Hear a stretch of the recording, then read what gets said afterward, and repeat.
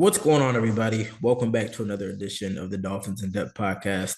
I'm Daniel Oyefusi. That is David Neal. Thanks so much for tuning in. Quick reminder before we start, make sure to subscribe to the Miami Herald YouTube page so you can get all the latest Dolphins in Depth episodes. Make sure to subscribe to Miami Herald so you can get all the latest Miami Dolphins news and more news surrounding That's South where we get Florida. paid. There we go. Rent, Subscribe. like respect, must be paid. Facts. And also make sure you're liking, you're sharing the YouTube page, all that good stuff. Ladies and gentlemen, the losing skid for the Miami Dolphins, it continues. 3 games, 3 losses, 3 straight losses. The latest, a 24-16 home defeat to the Minnesota Vikings. And stop me if you've already heard this, but the Dolphins had to make a quarterback change mid-game because their starting quarterback got hurt. It was first Tua, then it was Teddy. And this past weekend, it was Skylar Thompson, the 7th-round rookie, making his first NFL start. He only lasted 3 drives before he was knocked out of the game with a thumb injury on his right hand.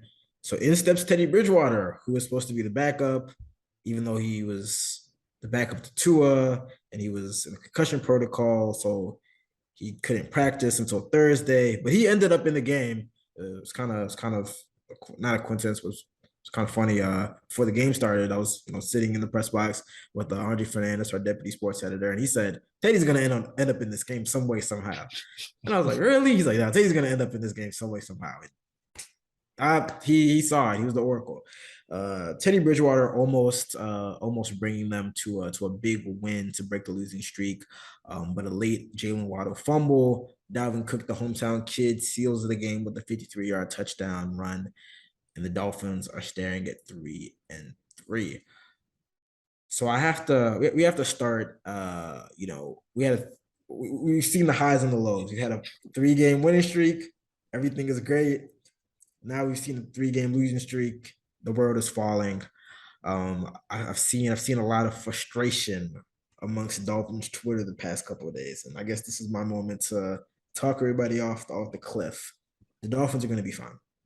That's like I left that game surprisingly feeling better about the Dolphins than most people would following a defeat, and I'll tell you why.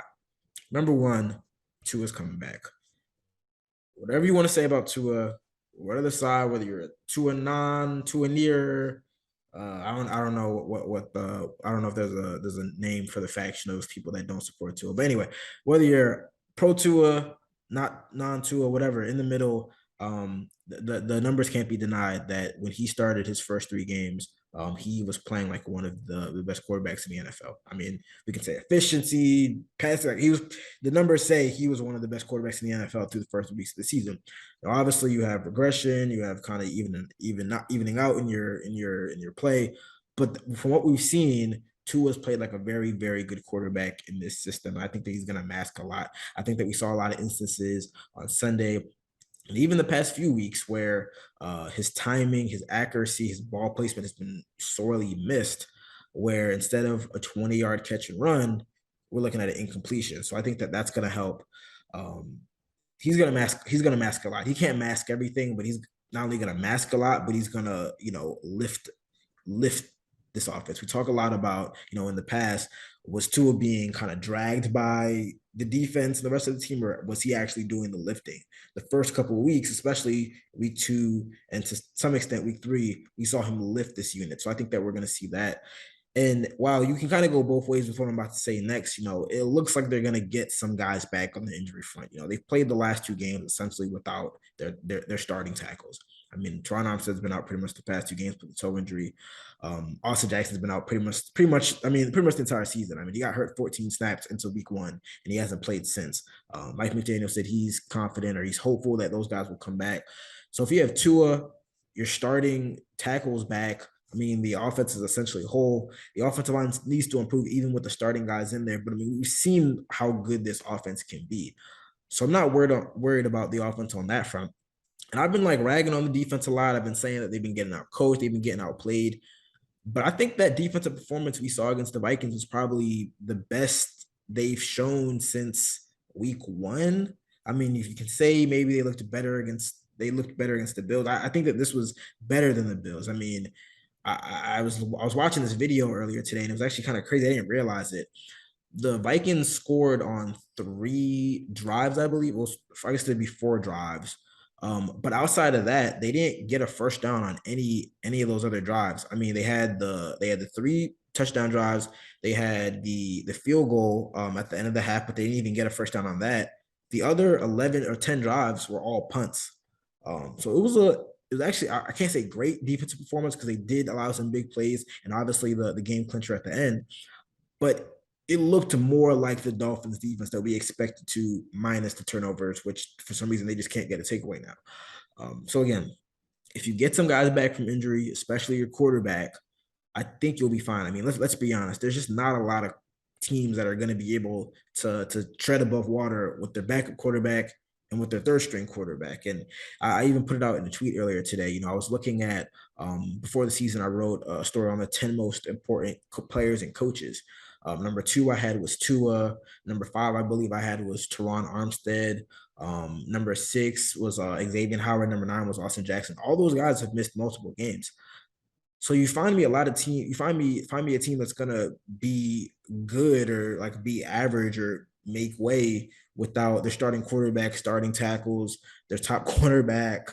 I mean, it's gonna be really tough. So again, Tua coming back, he's gonna lift that unit. On the defensive side, they're starting to look like themselves again, even though they did suffer some other additional injuries. I think the Dolphins will be fine. I think we'll start to see that, especially with their schedule starting to kind of ease up in a sense. I think the Dolphins fans, you gotta channel my inner Aaron Rodgers, RELAX. They're gonna be fine. That's a tremendous amount of optimism. Maybe enthusiasm, enthusiasm too. Their part was earned. I mean,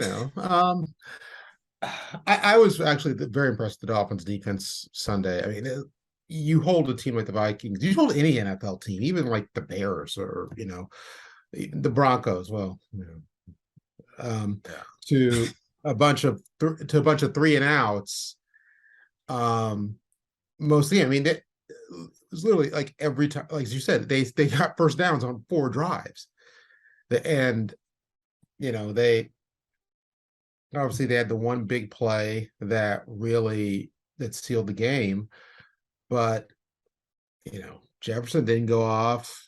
Dalvin outside of that run really didn't. They had him bottled up. Yeah, they sat on him. Kirk Cousins looked like it was a night game.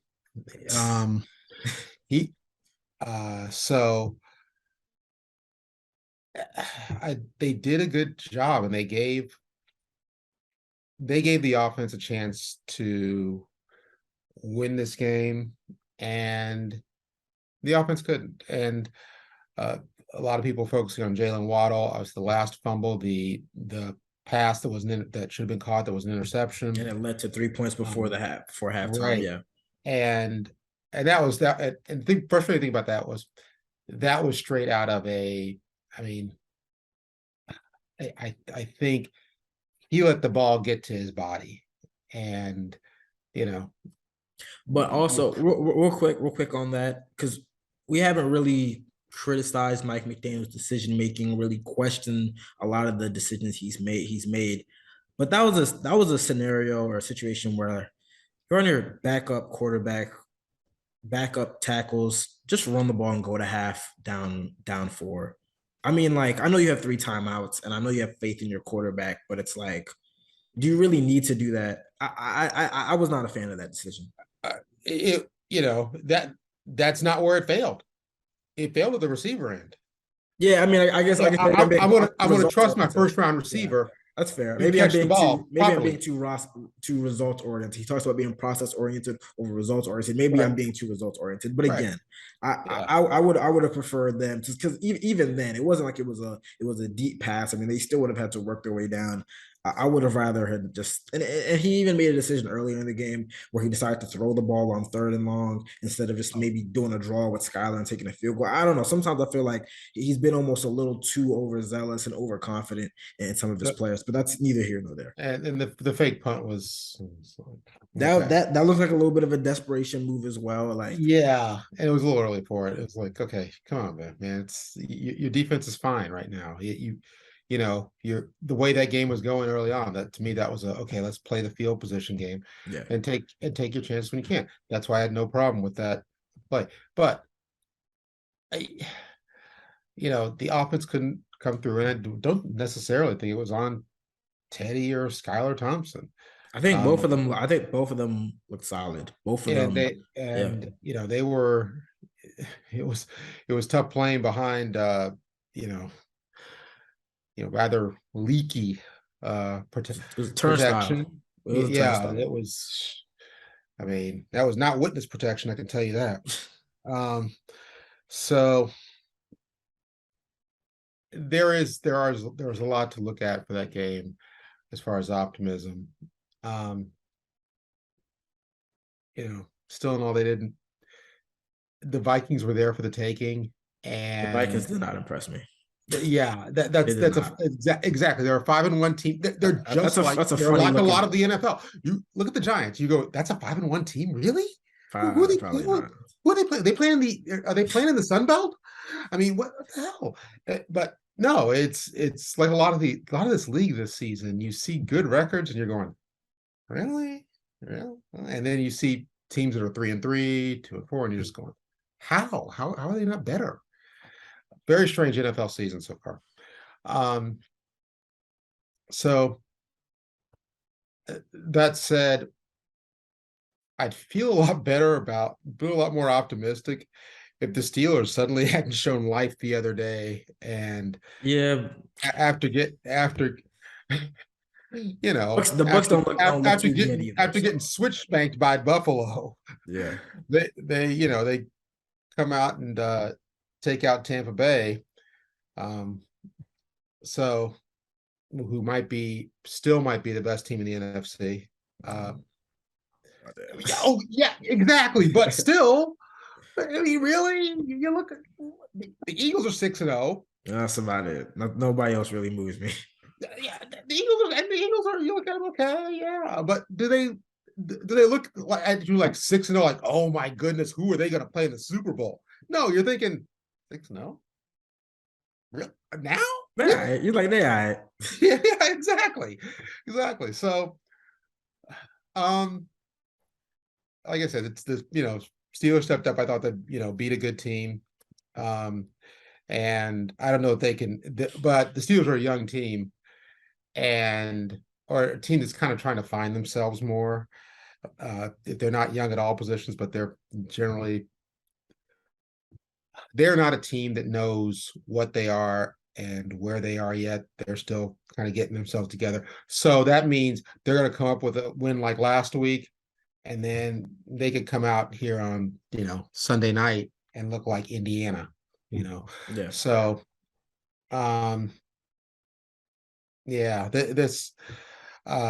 that's, some optimism. I guess I think things do obviously work better with Tua. You see the timing on what they do, what the Dolphins do, just seems to click better. Even when they miss, it doesn't seem to be a bad miss. Yeah. It always seems to be, a normal miss. It was just to take off. And with football's a funny thing. You get a play here and a play there, and these drives that stall, they keep going, and maybe you get points out, maybe you don't, but maybe just creates field position. It's it can be a snowball thing.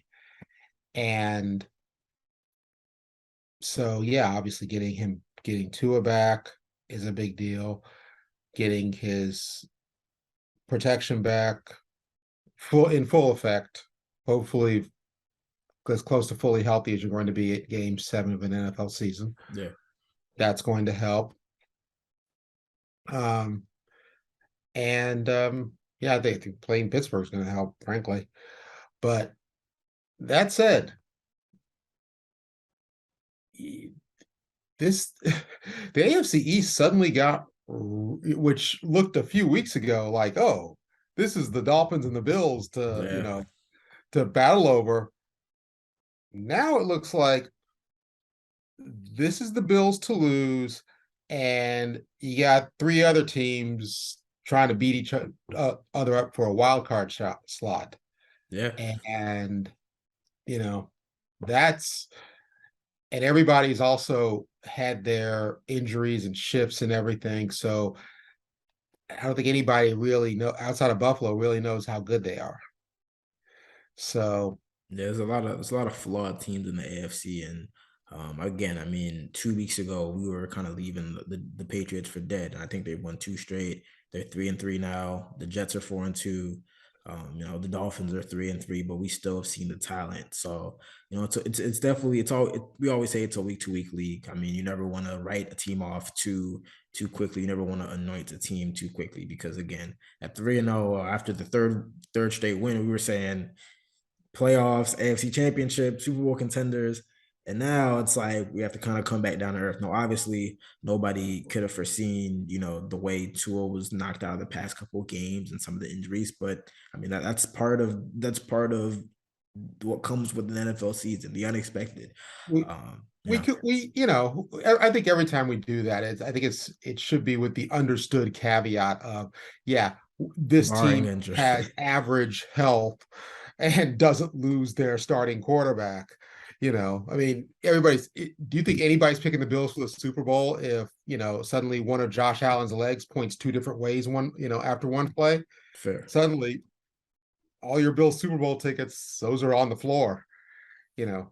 Um, that's how it is. That's the Dolphins suffered key injuries at key spots, and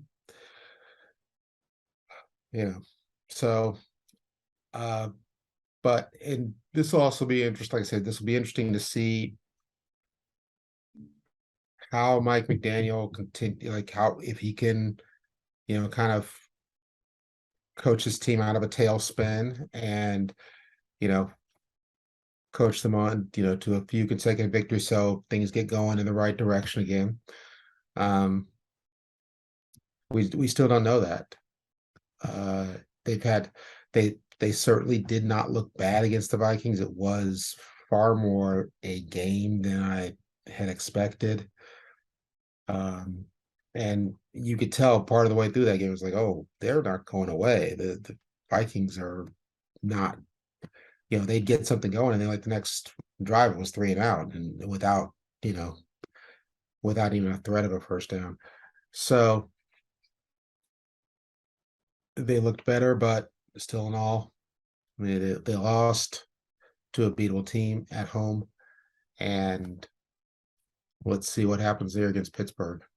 Yeah, I mean that's my real takeaway from the past 3 weeks, and McDaniel alluded to it post game. I wrote about it in my story. I mean, they've had opportunities the past 3 weeks. I mean, the Bengals, Teddy throws a pick late. Against the Jets, they fumble, and then it kind of snowballs in the fourth quarter. In this instance, Waddle fumbles on a potential go-ahead drive. I mean, the opportunities were there on your second, third string backup quarterback. So that's what kind of makes the past 3 weeks even more frustrating. It's like even with Tua being out, they could have had a better record than they have right now. But they'll look to turn that around Sunday night, big primetime game, Sunday Night Football on NBC. And we're gonna preview all of that. We got a lot of subplots taking place on Sunday night. We've got the return of Tua, the celebration of the 50th anniversary of the 1972 undefeated team. Brian Flores making his return to South Florida. We're going to discuss all of that. It's going to be juicy. We're going to talk about all that. But first, we're going to take a short break, but stay locked with us. What's going on, everybody? Still here on the Dolphins in Depth podcast, talking all things Dolphins with David Neal. David, as I alluded to on the other side of the podcast, it's going to be a fun night. I gotta say. You'll be waiting all day for Sunday night. Yeah. No, I will say I will say as a journalist now that I'm not like now that I'm covering these games in a working capacity, I really don't like the primetime games because that means that I'm going to be in the press box till like 3 in the morning. But that just comes with the job. There's perks of the jobs, and then there's the downsides. But anyway, Sunday Night Football, Dolphins, Steelers. A lot of subplots, a lot of storylines, a lot of stuff going on Sunday night. We obviously have to start with the return of Tua Tagovailoa. There's like a meme of him. I think it's the Dragon Ball Z meme where he's like in the what's it called? He's like never mind. I don't know how to describe it, but he's like getting ready. He's loading up and getting ready. He's in a little machine. He's getting ready to be released. I saw that, and I think that's a perfect way to describe. Because I know a lot of Dolphins fans have been antsy. They've been waiting for Tua to come back. He cleared concussion protocol a day before the Vikings game, but Mike McDaniel had already made the decision that they were going to hold him out just because of limited practice reps. They didn't want him to, come back and be rusty, be forcing things. But so he'll have a week full of practice, full first team practice reps, and he'll be good to go. You have that. And I think that after the first 3 games that we saw from him before his injury, there's a lot of expectations. And I gotta say, I think he's gonna put on a show.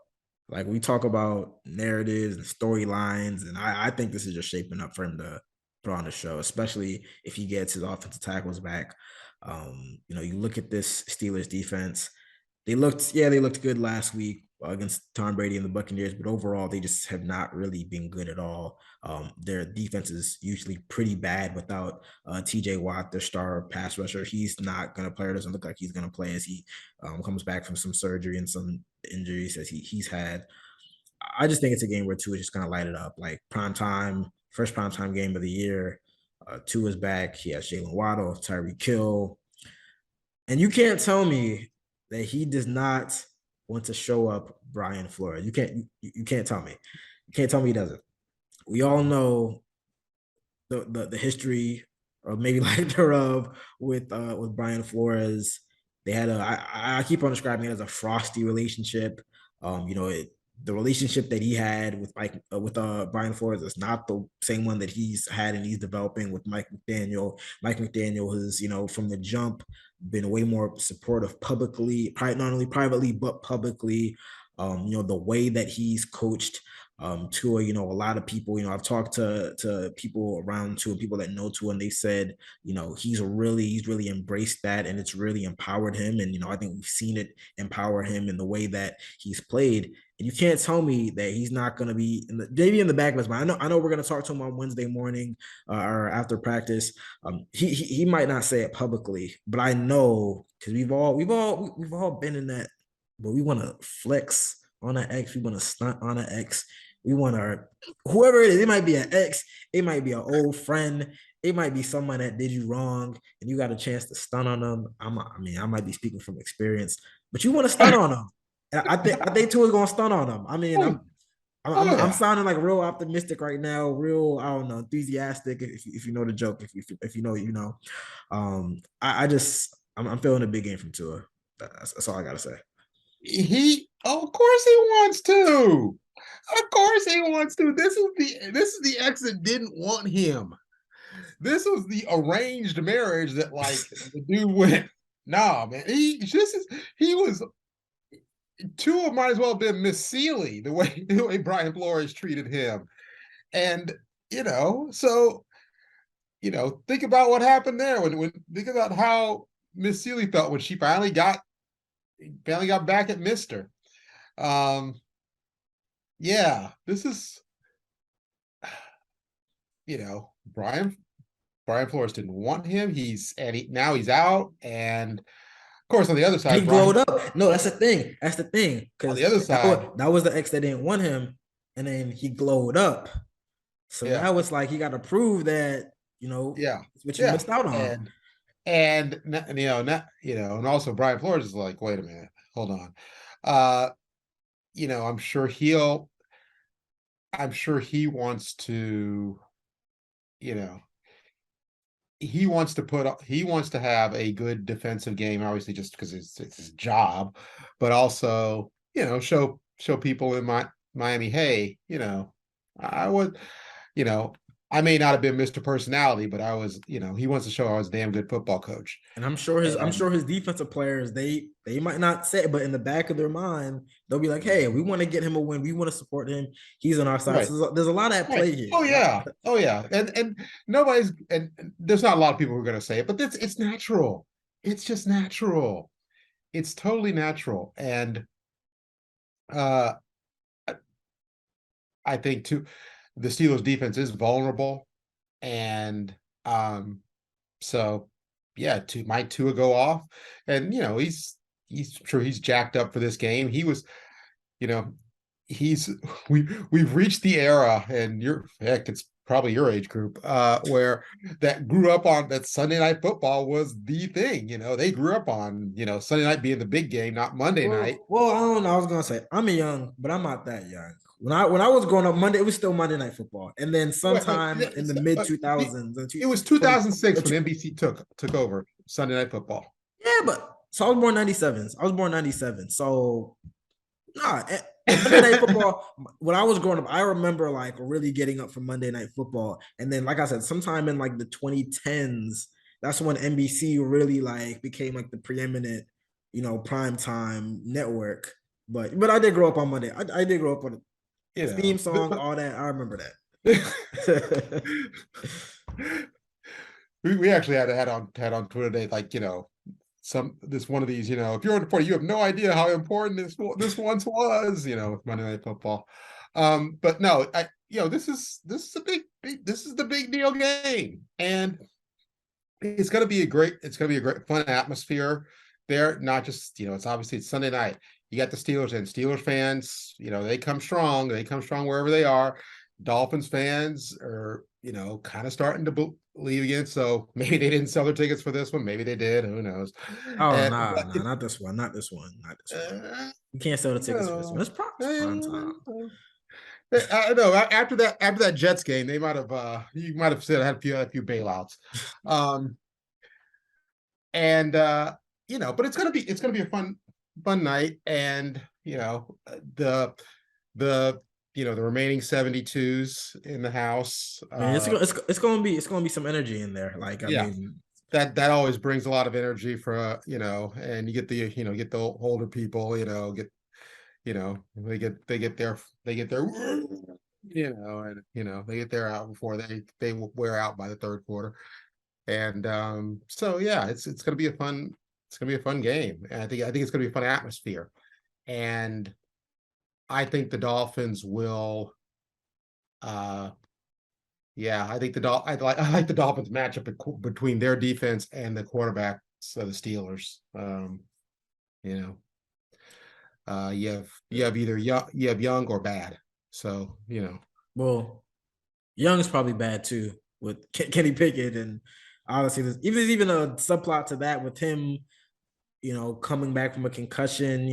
Mike Tomlin said he's not going to have any limitations on practice on Wednesday. And, I think a lot of Dolphins fans were kind of looking sideways at that. Like, how is he having no limitations? And Teddy couldn't practice till Thursday. So that's a whole nother layer to everything that's going on. And, but again, I think that, I don't know, just in terms of maybe I'm reading too much into the storyline and whatnot. But I just think that this is a very advantageous matchup. Even if you go, like, we didn't even talk about the Dolphins defense, they have some more injuries with Nick Needham being out for the season with a torn Achilles. But if they get the undrafted rookie Cater Kohu back, I liked what I saw, kind of surprisingly from some of the guys that had to step up at cornerback. I think, hey, we even got to mention the Josh Boyer, Brian Flores aspect to it. A lot of people were questioning Josh Boyer's role in the defense in the second half of the season when they took off. Some people saying that he did it, Brian Flores took over the play calling. He denied that. Boyer denied that. I'm sure in the back of Boyer's mind too, he wants to prove like, hey, yeah, Brian Flores brought me along to kind of be an assistant, but I can run this defense even better. I mean, I think that there are a lot of prideful people involved in this matchup who maybe they won't express it publicly, but internally they have a lot of things to prove, and they want to prove something on Sunday night. And again, I think that you'll see it when the clock strikes 0. Yeah, you'll that's when you'll see it. That's when you'll see it, or when they get into the lock, when they get into the first, they head down the runway, they get off the field, and they're heading into the locker rooms. That's when you'll That's see when the it. emotion will start to come out. Yeah, Of that's when everybody lets it out, and then then they'll get in the locker room, and then they might let it go through the 10-minute thing, and then get in front of the cameras and that reminds me. It's funny you say that. But on that way in the locker room, buddy, it's gonna be. It's so funny you say that because I remember when I was covering the Ravens in 2019, Marcus Peters, they traded for Marcus Peters, and a couple months later, he was made his return to Los Angeles. Rams just traded him. They're at the Coliseum. They're in LA. Marcus Peters get a pick. He gets a pick late, and he's going crazy. The game ends. He has some words for Jalen Ramsey because they got rid of him so they could get Ramsey. They have to separate those guys. And while he's going through the tunnel, he's like, "We kicked y'all butts out of the playoff." He didn't say, but he said a lot more colorful language. But I'm gonna keep it PG here. He's like, "We kicked y'all out the playoffs." Da, da, da. And it's like these are emotional, prideful people. So again, there's going to be on both sides. There's going to be people that want to prove stuff to the other side. It might not be out of like hate or anything like that, but just being prideful and wanting to prove that maybe you were wrong. Obviously, there's the lawsuit that looms over his departure and whatnot, and Stephen Ross even his suspension ending, even though he was able to come to games. There's a lot of stuff at play here. I know the NBC broadcast is probably going to allude to a lot of this stuff that's happened. There's going to be a lot of shots to Brian Flores, shots to Stephen Ross, wherever he's going to be watching the game.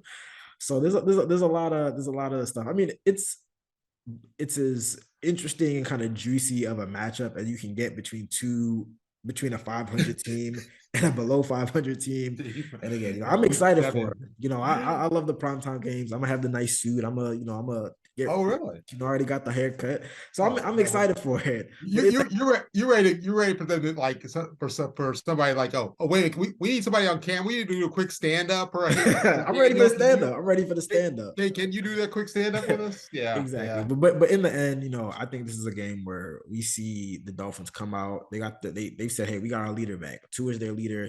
He's back. He puts on a show. The defense looks like it starts to take another step to look like that defense that we expected. I think the Dolphins are going to win in a blowout. That's my prediction. Blowout. I mean,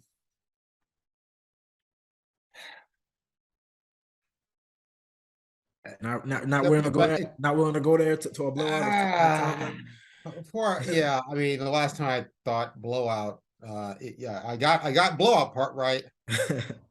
Wrong team. So yeah, I'm not gonna go that deep. But I'll go Dolphins. I don't know. 30, maybe, I don't know. 31-10 with a late. I mean, that's a blowout. That's a blowout. With a late pick six or something, it just I do like the matchup of the defense against the Pittsburgh quarterbacks. I don't see them, and I don't, Pittsburgh doesn't run the ball the way they, the Steelers. I mean, this isn't your grandfather's Steelers. These aren't your These your father's Steelers. These might not even be your cousin's Steelers. No. This is not the no bus. This is not Franco. This is not, they're not running the last team to run the single wing. No, so it's all on the shoulders of their quarterbacks, which okay, whatever. Like the quarter. Let me put it this way: I like Carolina's quarterback situation better, and so yeah, I don't know. Not completely sold on the Dolphins offense. In Tua's first game back, I think there's going to be a little bit of rust. I don't know. I don't see them doing a complete, lighting up. But what the heck do I know?